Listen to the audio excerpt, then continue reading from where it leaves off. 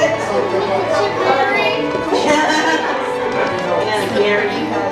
me walk around here so you can see all this work here.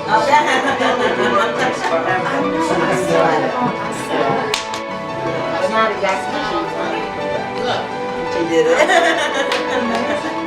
That is wonderful. Congratulations. Oh yeah. Because we're gonna do like a sort of like an interview type. Oh really? Here, sign the books. Betty and Tony is Yeah, Betty and Tony is from. I guess today he won't be called Tony. You know what the day is. Okay. And you're your spouse. You know they get immersed in a whole lot of conundrum. Anything y'all like to say to Sarah? Yes, we are so proud of you, Sarah. You have so much to offer in a very rich, rich book. Every time I read it or reread it, I just become so inspired by your words and your spirit. And I just want you to know, right on, girl. Just delighted to be here to celebrate your book signing and look forward to reading it. And good luck and keep up the good work. God be the glory. It's like a stage of wealth. When you knock on the wrong door, that's what happens. Stop. But his enemies, like, are trying to say something. Oh, really? Okay. And they're still We want to congratulate Sarah on a great project. And I think it's important that we recognize our ancestors and know what our family tree is all about and not be ashamed to share it. I know, that's what Right, good afternoon, everyone. Thank you for joining us. I want it out to be a beautiful afternoon. After a little bit of rain for a quick moment. My name is Julie Waters. Reached out to many of you via phone and email. Make sure you're able to make it here today. And I'm glad you're all here to join us. So, of course, we're here for Sarah's book signing. Sarah's been watching O'Neill Rush. She's sitting right here to my left. And today's discussion will be moderated by Patsy Lockhart. She is a former educator, retired educator. She did most of her work in East Palo Alto, Union City, here in the Bay Area. And she's also an accomplished researcher focusing on social justice issues in schools. She emphasized critical thinking, and she was recognized for solutions relating to children in urban environments. I would let Patsy take it away. Thank you again. I also want to thank everybody for coming. One of the things that Sarah wants is for us to be interactive. She has a lot to share. She has her story, along with everybody in the room. Everybody has a story to tell. And we're going to be honored to hear Sarah's story today and some key points in her life that mold and shape who she is today. I want to break for just a minute and just offer to share, Sarah, my greatest congratulations to the authoring of your second book. Her first book is Timeless Treasures, as many of you may know. And in her second book, of course, is Rising Up from the Blood. Her great-grandfather was the great Booker T. Washington, and one of his books, Up from Slavery, is available for you to look through later on as well, which was a seed from which Sarah wrote her book. Sarah is a founder and executive director of a nonprofit organization to help urban youth in providing practical tools and strategies for dealing with issues that they face and struggle with constantly. From her ideals she's pulled from her great-grandfather, as well as her journey in which she's created her own voice, and which you will hear when you read her book. She is an accomplished writer, and as a result of picking up her second book, I became very much into the Me Too's and connections of things that I have faced as well in relation to what she wrote about. So I want all of us, before we get started, to just close your eyes for a second and think about your own story. And of course we can't take you, if I could see your eyes, it's not closed. can't focus on when you were born, but if you think about it, it's a long time from birth to present, right? But what are some key things that mold and shape who you are today? Can you think of one or two? And if you could think of one or two things in your life, in your own story, just lift up your little index finger. Well, I want you to hold on to that, because as Sarah speaks today, you can open your eyes.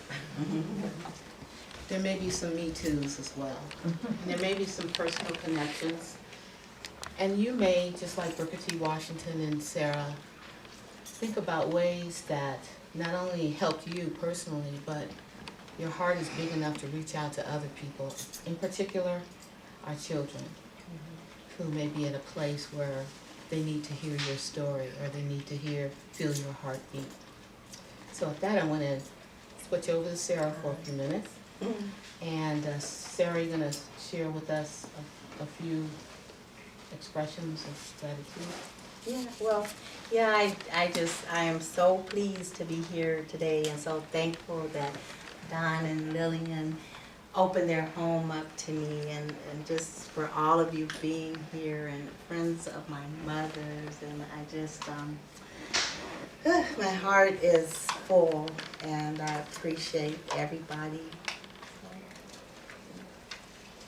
So as you think about your book, Rising Up from the Blood, A Legacy Reclaimed, A Bridge Forward, what inspired you to write this book? So what inspired me was, for the last, 12 years, I've been kind of picking it up and putting it down. And it started in graduate school. I had to do an autobiography. So it started with a 15-page autobiography, and then it went to an 87-page written manuscript, and that was about 10 years ago. And I was picking it up and putting it down, and as my life became richer, I had more and more to put into it, and more perspective on my purpose. And one of the things, so a lot of what's in the book, or a lot of my life, revolves around my upbringing, and it's sort of come full circle, and I believe it's divine order. That so one of the things that inspired me was finding out more about Booker T. Washington. Well, I always knew he was my great-grandfather. I didn't know what it meant. I went to all Oakland. I'm a product of Oakland Public Schools, and there may have been like a blurb in the textbooks. And my father would brag about it, but he would never tell me why he was bragging about the fact that we were Booker T. Washington's great-grandchildren. And my mom, who was the granddaughter, didn't talk much about it. And so it was when I went to, and just backing up a little, so I grew up, Oakland, started North Oakland, middle school West Oakland, high school East Oakland, and I went through a lot of turbulent times, and a little bit different. I took a little bit different path from my the other fourth generation, my cousins, who are Booker T. Washington's great-grandchildren as well. And I was considered at risk, if you will, or urban youth. I got into a lot of trouble, but I was a good girl. I was a good, quiet girl. But I got into trouble. I really was a good girl. I got into trouble. I was lost and confused. And it wasn't until, as an adult, I went to Tuskegee University for the first time in my life. Two of my cousins decided they wanted their daughter to know her history, and so we had a family reunion. And when I walked on the campus of Tuskegee University, I had never even been to the South before, and my mom was born and raised across the street from the university.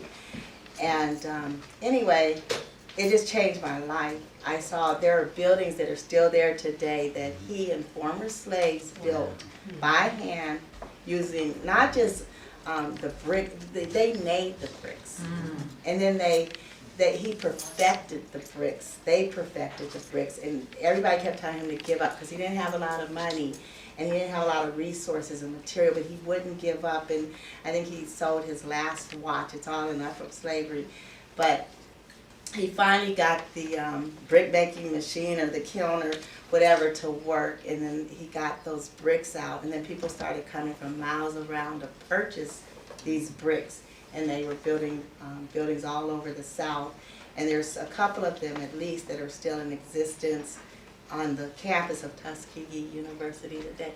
So all of that was so inspiring to me, seeing the George Washington Carver Museum there and finding out that connection. And it just turned my life around. So I went from survival and trying to find out what was going to make me whole and why am I here and I just want to be happy, to really live it on purpose. And it inspired me to do the nonprofit. My first love is writing. But when people, because my mom didn't talk about it a lot, as you might know, she didn't talk about it. People were surprised to find out that she was related to Booker T. Washington, no less the granddaughter. And so, but when I started, after I went to that university and my background in psychology, I started a mental health newsletter, Lifting the Veil. And then people started asking me to speak, and so I would go around speaking, but I always wanted to write. And so I figured in a book I can get a message out for a lot less cost per person to a lot more people, and so that was the inspiration for the book. Okay. Now I'm going to pull from our conversations, and you mentioned the dedication. Would you mind sharing the dedication? Okay, and I'm going to have to put on my glasses. I will read. So the book was dedicated to my mom, who I love dearly, and I know she loved me dearly. And I recently just shared a little bit that, and I was told that this happens when you write an autobiography, but I had a relative who also loved my mom, and my mom loved this relative, who said maybe I was a little bit too descriptive of our failings. But the book, in a large part, is about falling and failing, but not just because I don't believe in just leaving people there, but it's also about rising and achieving, and so that's where I leave people. But it does talk about our failings. So my dedication to my mom is, I dedicate this book to my mother, Agnes Louise Washington O'Neill, my #1 fan. Though we took the long way around, I would have never become the person I am today without her. I miss her deeply. I especially miss having her around in the midst of my accomplishments. The pride in her facial expressions was priceless. I also miss her whenever there is a major news event that I know would have broken her resistance to watch television. She didn't own a TV. She didn't want a TV. She just read. The election of our first black president, Barack Obama, would have surely been one of those times. I am certain that by now she would have read everything published in good taste, because she didn't believe in reading things that brought her down. So in good taste about our First Lady, Michelle Obama. Every day I find myself becoming more and more like all that was special about her. I believe she continues to watch over me from above. I know I will see her again one day. Thank you, Mama.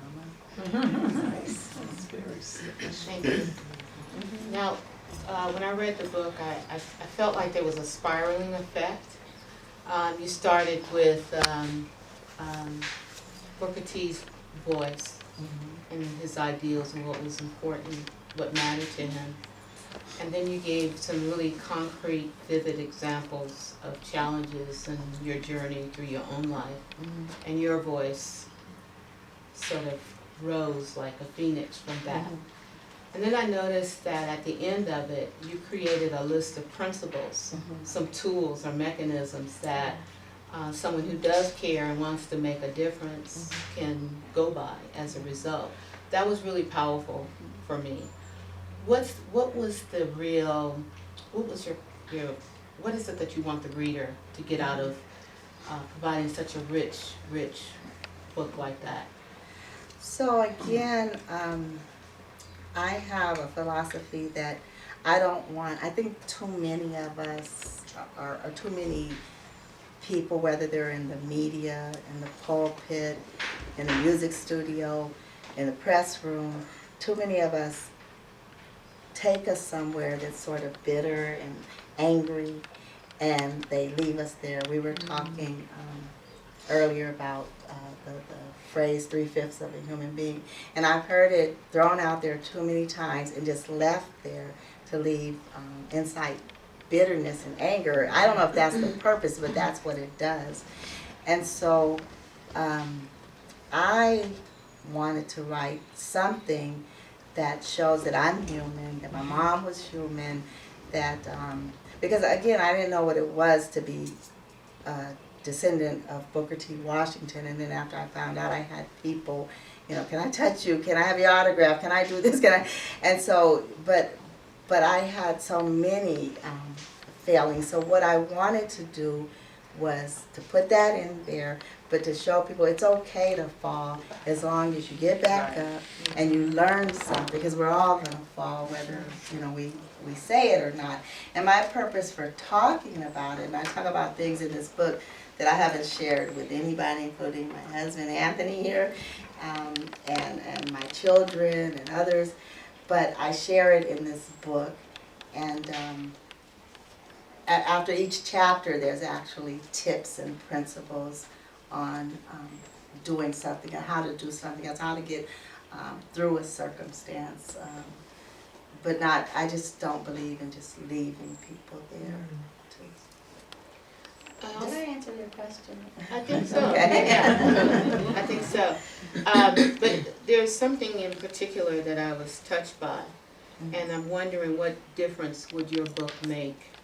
Could you explain to your audience your experience with the panel that you had last week, and some of the responses that you got? And when you shared that with me, I said, I thought this book could really help, especially with people in the audience. You have a diverse group of people here that represent. It's easy as an educator for me to say I'd like to develop this curriculum, I like to have discussion groups, et cetera, but everyone's not an educator. But I wanted you to share this panel because I felt like it was an assessment of a problem, and I want to know, how could your book make a difference for this experience? Okay, well, first I'll talk about what happened, and then I will address how the book might make a difference. So I'm an adjunct professor at Argosy University in Alameda, and there was a panel, and the name of the panel, the title was Black Minds Matter, and they invited me to be on the panel. I believe all minds matter. I believe all lives matter, and but I agreed to sit on the panel. And I brought up a few things, and I was getting, they were not really attacking me, but I guess disagreeing with me. And one of them, because Booker T. Washington was really big on personal responsibility, and that has come into my soul, and I am so big on personal responsibility, but because I experienced